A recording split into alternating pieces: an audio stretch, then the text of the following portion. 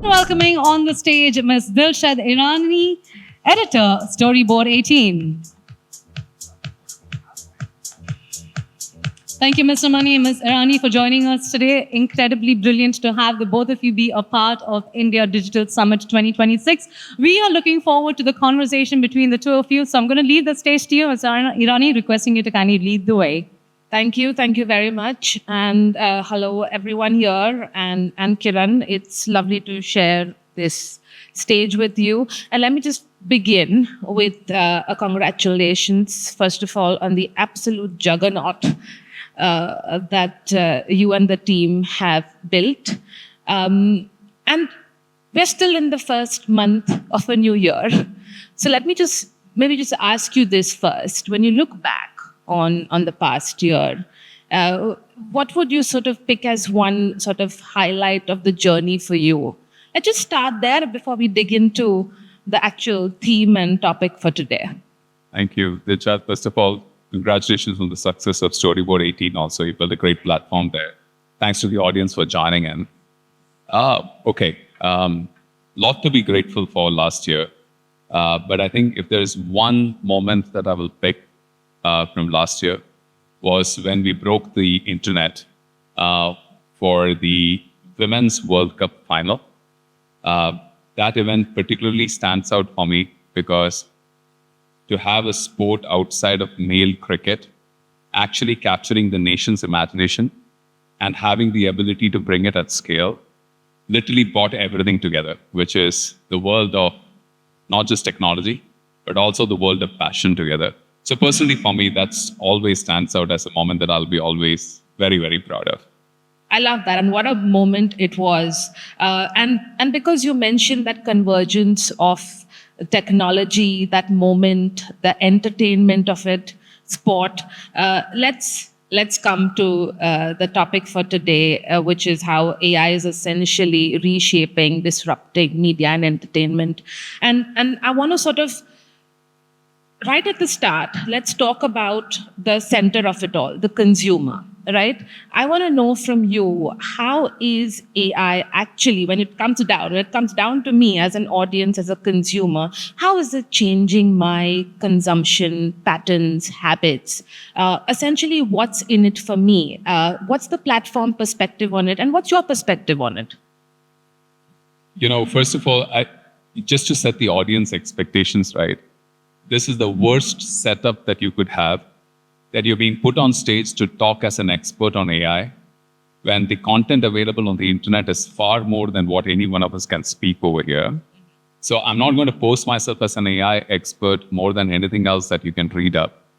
But I hope I can leave the audience with enough tips in terms of how we have drawn on a world of possibilities that AI is enabling, and how we have made it available in super short periods of time in interesting ways. For me, the real, to the question that you were asking, I give this with an example. I actually think we are going through a BlackBerry to smartphone moment that happened on the telecom technology. That's what is happening to content because of AI.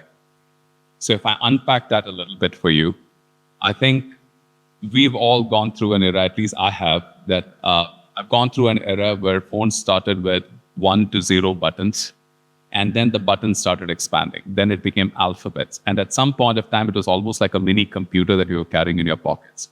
People felt that more keys meant more ways to do things. Till one day somebody said, why do you need keys? Why can't you just draw? And suddenly the human mind just exploded, isn't it? It's not just, you don't have to text things. You could actually draw your way through things. I think that's exactly what we are doing to consumers today with AI. Beginnings of it has happened. I would still say that AI is built on a platform where you have to have a very large user base or a very ubiquitous access. So we are still obsessed about making sure that our platform is available to 1 billion users in India. That is the base for everything. So still there's a deep amount of consumer investment going on. India is a place in which there are two transitions happening. Linear TVs are very quickly becoming connected TVs. And we need to ensure that linear TV habits, which many Indian households are so used to, they transition smoothly to a connected TV world, which is not there in today's ecosystem because of the apps and the way the world is. On mobile, the other one is many people, sometimes in the echo chambers of these rooms, we talk about phones above 35,000 rupees. Our job is to make sure that the same content is available on phones less than 5,000 rupees too.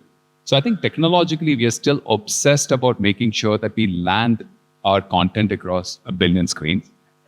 And we call it 1 billion imaginations because content shapes India, content shapes dreams, and we are very passionate about putting that in there. On top of that, if you actually then say, okay, you don't have to worry about form factors and technology and iOS and platforms. I just need to access my content when and where I want it. I need to be able to make decision-making much faster. Earlier, we all know the Netflix curse that we go through. We sit and browse for 25 minutes and not able to access a piece of content. What if I can shorten that journey? What if when I watch a particular movie, I can satiate your curiosity? Watching a movie, how many of us do this today that we actually want to know more about the actor, the movie, the others, and we use a second screen experience? I think technology is putting in a lot of little tools in our hands that allows us to make that BlackBerry, you're not restricted anymore to your remote controls and how you text things in, but the world is a lot more fluid. It will transition from TV to phone. It will carry with you how you interact with content. That's the world I'm most excited about. I love that point about making it intuitive and almost you're not thinking about it, right? As consumers, we're not thinking, oh my God, this is AI. We're not thinking that way. We just want that journey, that experience of it to be seamless and things just working. We'll get to some of the points that you mentioned on second screen and those sort of features a little later in the conversation. But let me come to the other part of what AI is truly shifting the center of gravity on, which is the actual process of creation as well. Two parts to that. Number one, how is AI-powered technology really transforming and empowering the process of creation? And my second part to that, we'll address it, we've spoken about this previously as well, is the anxiety and the fear that comes with that, right? But first, let's take the question on empowering creation. How is AI really changing the game here?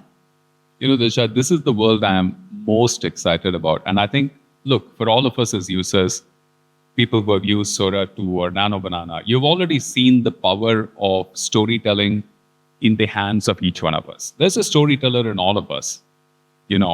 Good, bad, it's a matter of perception. YouTube, my ex-employer's platform, has been a platform which has shown that when you actually democratize storytelling, the power of that to expand is far more than what you limit the area.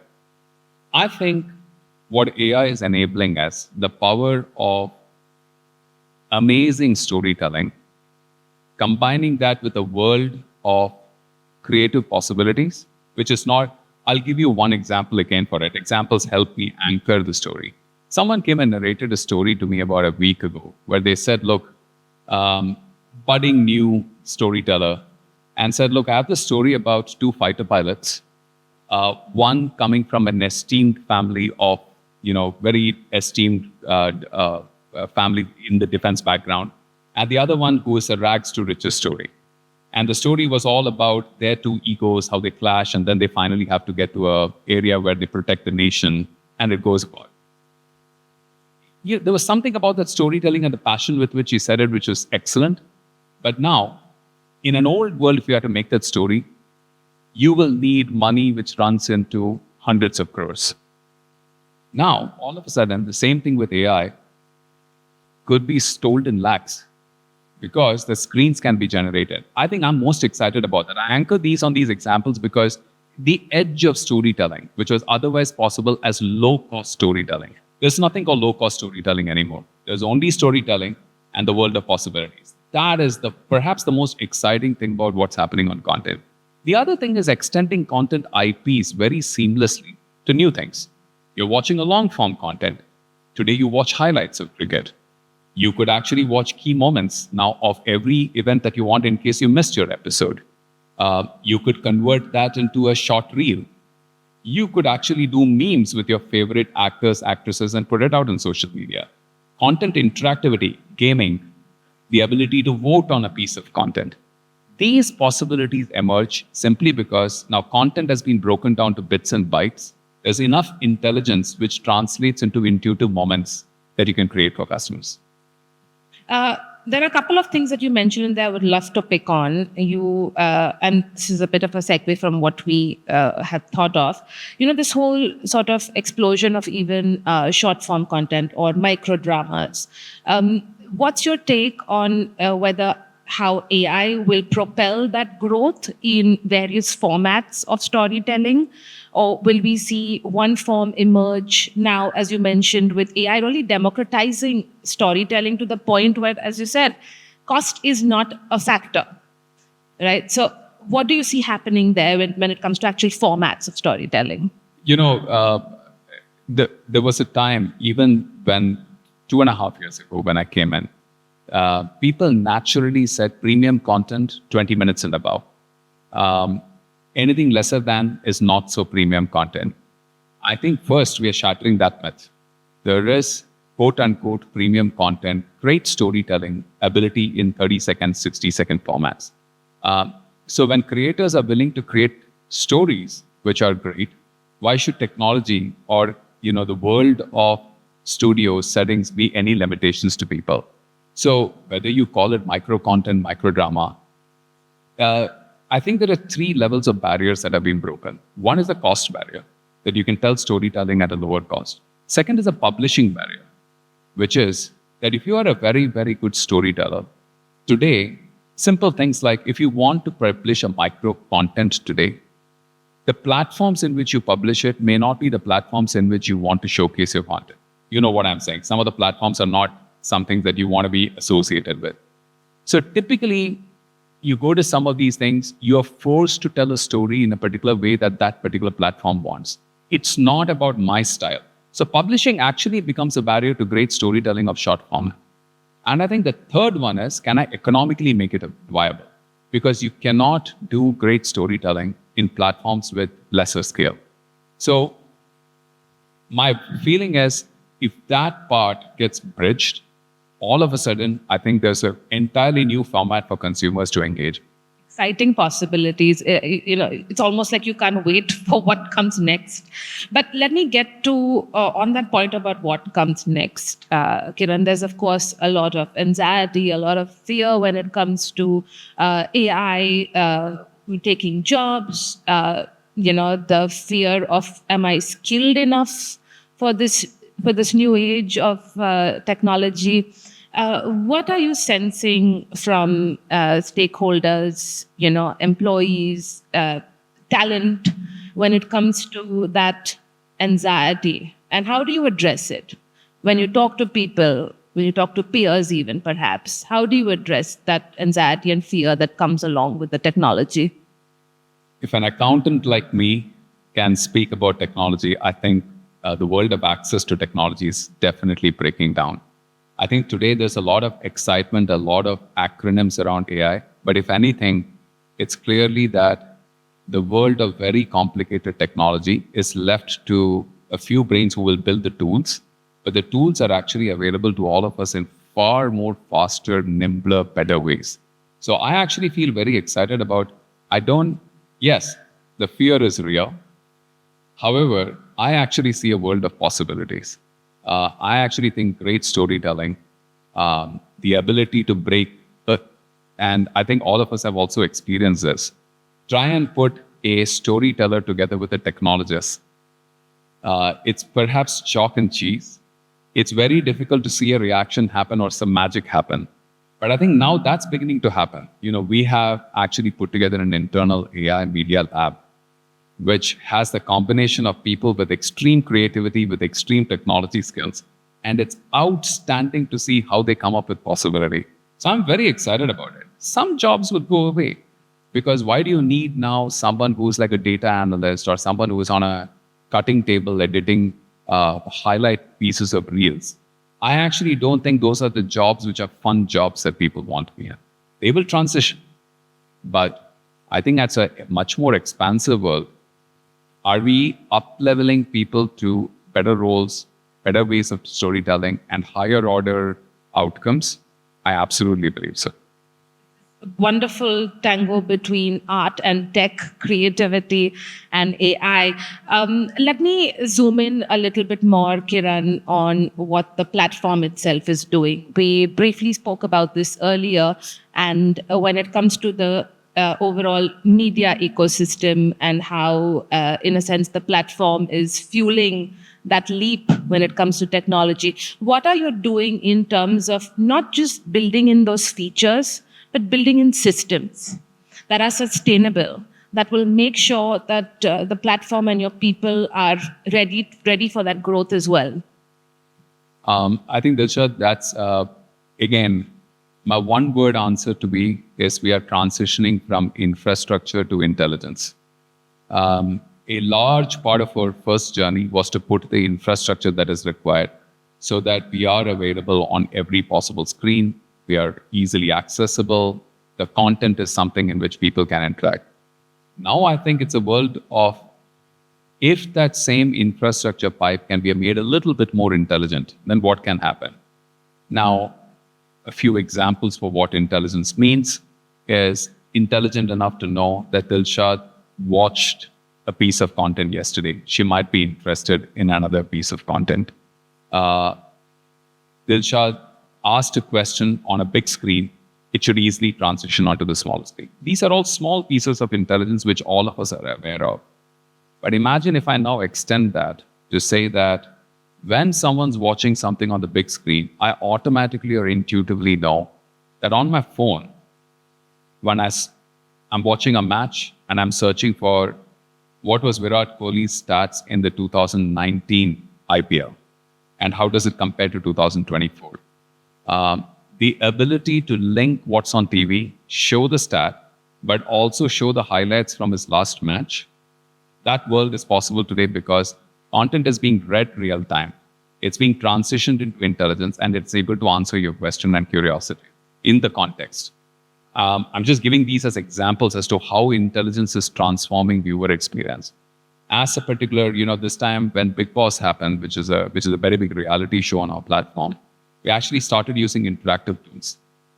We basically put out their ability to meme, take your favorite characters and throw out memes. We generated 7 billion memes. And I'm not very proud of the quality of the memes, but I'm just saying that throw something little out there. People want to engage with that piece of content. Our interactivity tools, which is voting, memes, reached 100 million people last year. And on an average, those people have memed or interacted 118 times. And these are just early days. I think the world of interactivity is improving, right? With what's happening on a piece of content. All in all, I would just say, and by the way, the fascinating part of it is, as with all great tech, put a tool out there and people use their imagination on how they take it forward. We are not interpreting or forcing people to make definitions from it. I think that's the most satisfying part for me. My job is as an enabler, and then let the ecosystem do what they want to do with it. Absolutely. Let me ask you this because you mentioned algorithms, right? A lot of us have this love-hate relationship with algorithms. We see a piece of content and then we get a lot more of it, but maybe I don't want to see that. And this is just entirely from, personal experience, all our experiences, right? How is that hyper personalization changing with AI? Dig into a little bit of the tech background that you have to tell me what really is happening behind the scenes with algorithms today. Yeah. This is probably the only question where I'll probably get a little technical because it's important. So the simple answer to it is, I think the mean time to decision making is shortening. I think that's what AI does because it gets to know you better. The patterns improve over a period of time. So imagine earlier AI's way of doing things used to be, Kiran belongs to a category of 50 plus men in a metro, urban, has 2 daughters, and hence I should compare him with 10,000 others who do the same thing. I hate crime. I don't watch a certain amount of things. That's very personal. There is another way to personalize, which I call it the TikTok way of personalization. Kiran watched a piece of content in which there was a dog riding a horse. He might be either liking the dog, or he might like the horse, or he might be liking riding. The next 3 pieces of content show him one dog, one ride, one horse. If he continue to click on it, oh, he really likes riding.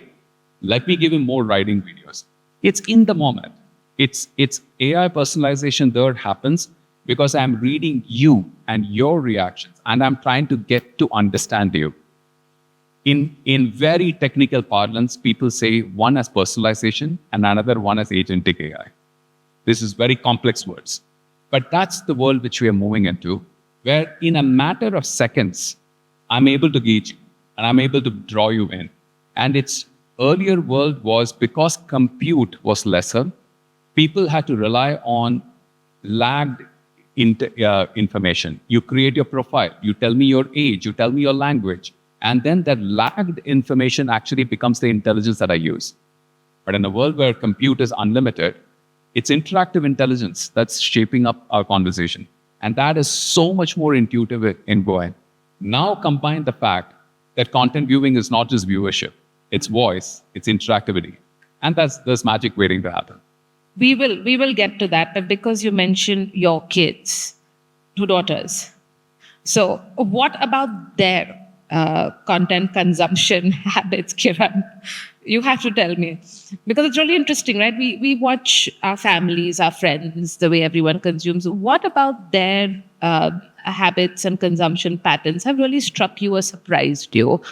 It somehow has, shaped your idea of where things are headed. It's, I don't know if I observe these patterns with my kids. I used to obsess and worry about, they're watching too much of video and I should take them off screens. But I find these days my 14-year-old is no longer on videos. She is gone past, she calls me the Facebook generation, but she's not even a YouTube generation. She is a chat generation.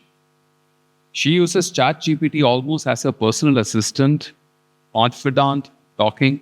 So it's interesting to see that the world of voice, text, video have all combined for her. And she's basically made it into her personal entertainment, support, listening tool. So look, I don't know. I hope I don't get to see too much of that evolution going, and it scares me. But it's fascinating to see how what we thought were problems are no longer the problems that you deal with. Absolutely, the grand convergence. Coming to some of these points that you mentioned on voice, on commerce, and even second screen. Let's dig into each one of those quickly, perhaps. Because again, like you mentioned, 14-year-olds today, it's about chatting. It's about that seamless interaction and in real time. Let's talk first about conversational commerce, and then how that feeds into some of the other ways on things are changing on monetization, on revenue models. We'll feed into that. Yeah, I think specifically Delshad, voice in my view is very, very exciting. Because one of the things which happens is when you type something, there is a restriction because we are supposed to be very precise with what we type in. And the answers are very literal. In voice, especially when it is interactive conversations, it's not voice search. Because voice search is nothing but it takes my voice, it transliterates that into text, and the text shows a result. We're just adding an extra step. True voice is it's reading me, it's understanding me, and it talks back, right? I think that's been the big transition, saying that in the past when we all said, an OK Google or an OK, it was voice to text to results. Now it's true conversational intelligence, that you are actually having a conversation with an alter ego. I think because that is not just intelligence, but that's also the ability for the system to say, I know you, and I can start recommending things to you.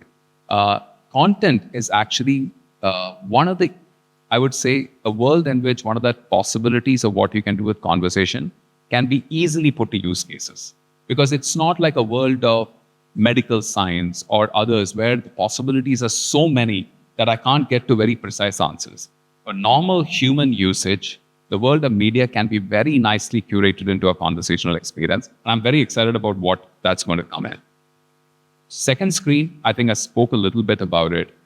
Name your piece of content and imagine that on your phone, you have an entire mind map about the content you're watching. You could be watching Mission Impossible. You may want a question about Tom Cruise. You may want about Mission Impossible. You may have a question about the director. You may actually have a question about action sequences. What does it take to actually get a motorbike to jump off a cliff? Did they really jump or not jump?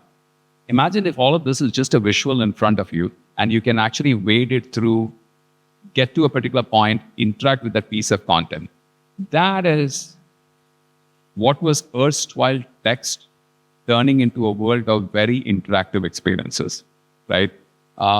So I'll pause there. I think I can get excited about this.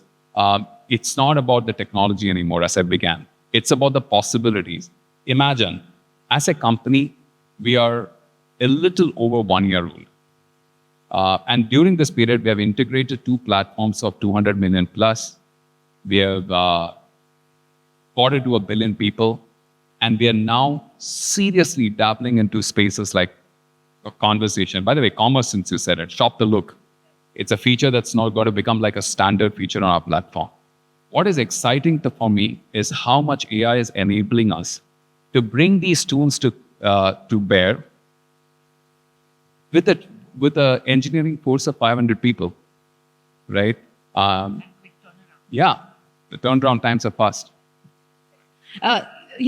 You mentioned something interesting about how essentially consumers are showing you the way in tech usage and habits. Anything else, Kiran, before I get to the last question for the chat today? Anything else that has struck you that is actually coming in terms of consumers informing your strategies on technology? 100%. I think, whenever we speak about technology, Delshad, intelligence is always said as IQ. The great part of content is its EQ. And I think this is dual interactivity. The IQ is required, but it's the emotional intelligence that consumers provide through conversations that actually provides magic.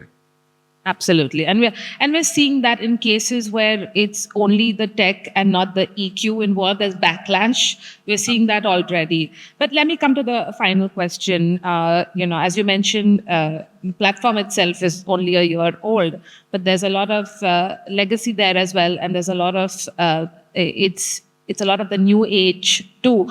But if you look into the future 5 years from now, Kiran, what will success look like for you? I would have retired, hopefully. Look, I don't know. That's the honest answer. I have, in my career in technology, I've never seen a period like this where the world that existed even 12 months ago, the speed of change is the fastest that I've ever experienced. I think in a world of 5 years from today, for me, the key part is if I can keep up, 2 things I would do. If I were speaking to my 30-year-old self and I had a 20-year career left in this industry, I would have said one thing: just don't form 5-year plans. Learn every 3 months. I would have told that playbook. And the second thing which I would have said is stay in the flow. There is nothing called right or wrong in this particular area. As long as you're doing something, you just have to. This is one moment where it's the gold rush. Grab what you can and then form a plan in about 12 to 18 months.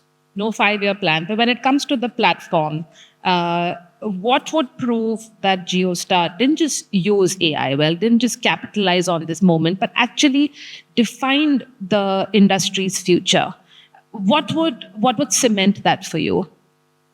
I think 2 parts. If I can translate 1 billion screens into 1 billion interactions, I'd be very proud of it. And number 2, if I can leave the industry in a better, financially sustainable space, I'll be very proud of it.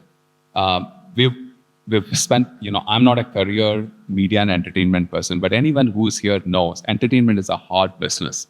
The probability of putting all your money might into one piece of entertainment, the probability of people accepting it, the economics is one of the most difficult ones to manage. I think if I can put enough tools in the hands of people to say, you can actually have better economic credibility, you can actually extend your IPs, you can form more possibilities with it, whether it is today, we only know two worlds of monetization, subscriptions and ads. I think they're very primitive. I think there's so many more tools coming in terms of how economic growth can happen. If I can leave those two areas, consumers interact with content and they shape the content they want, and creators actually have more possibilities to make sustained living, I think I'll be happy. Absolutely. And all the more challenging in this age of abundance, because that is what AI is doing as well. Thank you so much, Kiran. It was lovely, of course, getting a insider view and insight into what's happening at JioHotstar. Thank you. Thank you. Thank you. And you were wonderful as always. Thank you. Thank you, Ms. Irani, and thank you, Mr. Mani, for taking the time, joining us out here today and sharing with us your thoughts and perspectives. If I could request you both to kindly step to the forefront of the stage for a quick photo opportunity. Some great insights being shared, talking to us about how AI is reshaping the future of media and entertainment. Two of our thought-provoking leaders on stage conducting this fireside chat. Once again, thank you so much for joining us and being a part of India Digital Summit 2026. It's been an honor and a pleasure.